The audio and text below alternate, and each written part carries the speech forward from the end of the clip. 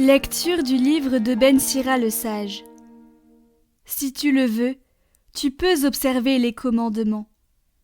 Il dépend de ton choix de rester fidèle. Le Seigneur a mis devant toi l'eau et le feu.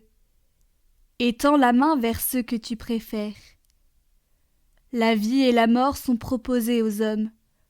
L'une ou l'autre leur est donnée selon leur choix. Car la sagesse du Seigneur est grande, fort est son pouvoir, et il voit tout. Ses regards sont tournés vers ceux qui le craignent. Il connaît toutes les actions des hommes. Il n'a commandé à personne d'être impie. Il n'a donné à personne la permission de pécher.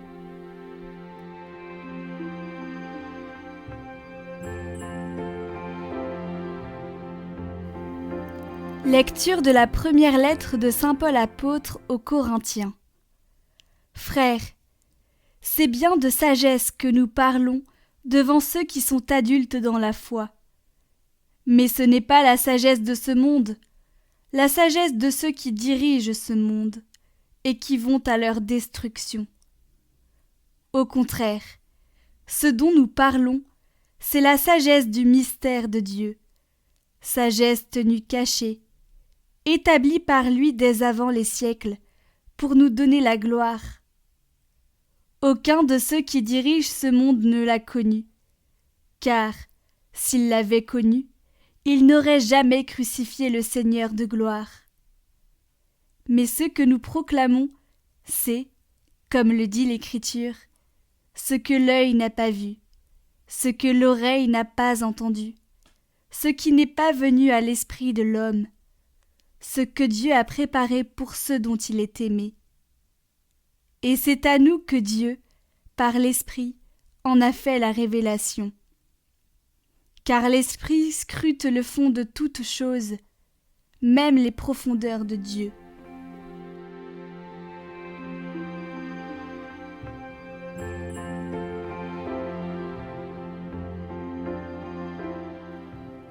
Évangile de Jésus-Christ selon saint Matthieu. En ce temps-là, Jésus disait à ses disciples : « Ne pensez pas que je sois venu abolir la loi ou les prophètes. Je ne suis pas venu abolir, mais accomplir. Amen, je vous le dis, avant que le ciel et la terre disparaissent, pas un seul iota, pas un seul trait ne disparaîtra de la loi, jusqu'à ce que tout se réalise. Donc, celui qui rejettera un seul de ces plus petits commandements, et qui enseignera aux hommes à faire ainsi, sera déclaré le plus petit dans le royaume des cieux. Mais celui qui les observera et les enseignera, celui-là sera déclaré grand dans le royaume des cieux. Je vous le dis, en effet, si votre justice ne surpasse pas celle des scribes et des pharisiens, vous n'entrerez pas dans le royaume des cieux. Vous avez appris qu'il a été dit aux anciens : « Tu ne commettras pas de meurtre, et si quelqu'un commet un meurtre, il devra passer en jugement. » Eh bien moi je vous dis, tout homme qui se met en colère contre son frère devra passer en jugement. Si quelqu'un insulte son frère, il devra passer devant le tribunal.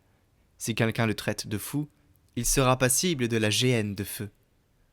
Donc, lorsque tu vas présenter ton offrande à l'autel, si, là, tu te souviens que ton frère a quelque chose contre toi, laisse ton offrande, là, devant l'autel.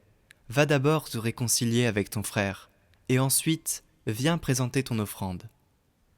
Mets-toi vite d'accord avec ton adversaire, pendant que tu es en chemin avec lui, pour éviter que ton adversaire ne te livre au juge, le juge aux gardes, et qu'on ne te jette en prison.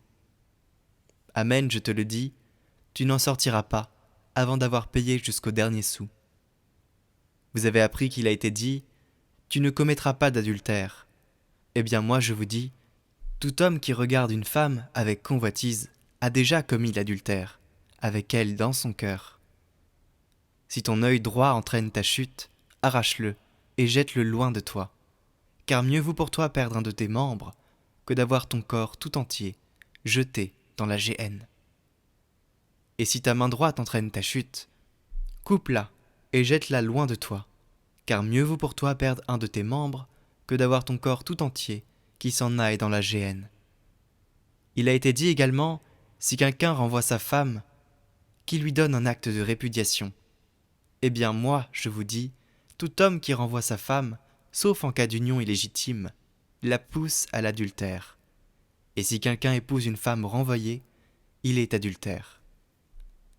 Vous avez encore appris qu'il a été dit aux anciens, « Tu ne manqueras pas à tes serments, mais tu t'acquitteras de tes serments envers le Seigneur. » Eh bien, moi, je vous dis de ne pas jurer du tout, ni par le ciel, car c'est le trône de Dieu, ni par la terre, car elle est son marchepied, ni par Jérusalem, car elle est la ville du grand roi. Et ne jure pas non plus sur ta tête, parce que tu ne peux pas rendre un seul de tes cheveux blancs ou noirs. Que votre parole soit oui, si c'est oui, non, si c'est non. Ce qui est en plus vient du mauvais.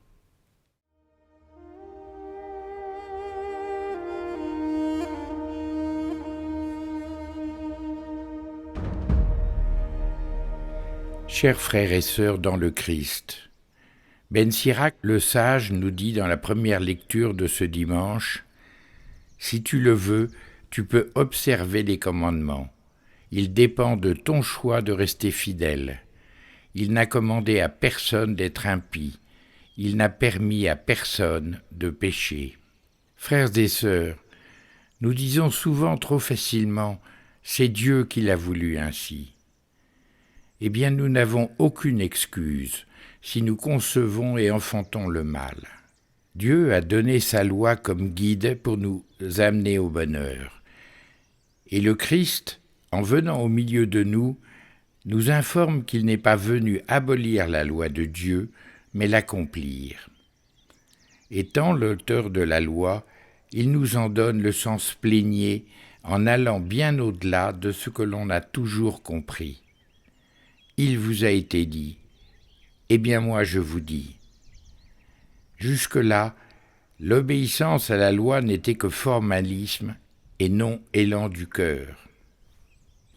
Avec Jésus, l'homme doit cesser de vivre sans Dieu, car en se détournant de la volonté de Dieu, il se range du côté du tentateur.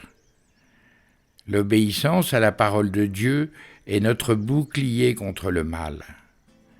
C'est en écoutant la parole que l'homme détruit le mal. Sois vainqueur du mal par le bien. Dieu vous bénisse.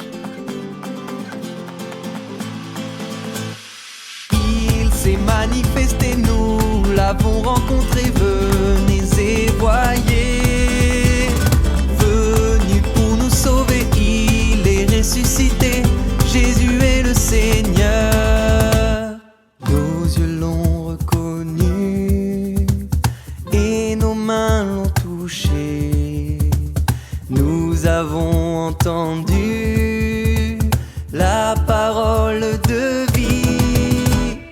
Il s'est manifesté, nous l'avons rencontré, venez et voyez.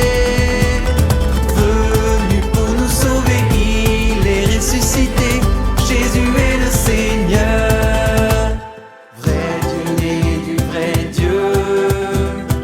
Il a pris notre chair.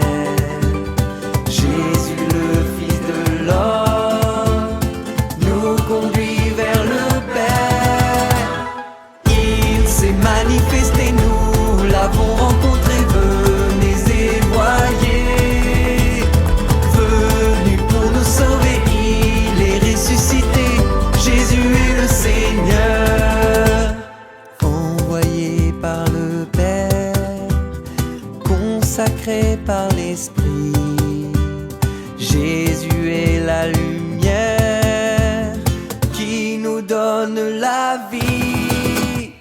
Il s'est manifesté, nous l'avons rencontré, venez et voyez. Venu pour nous sauver, il est ressuscité. Jésus est le Seigneur.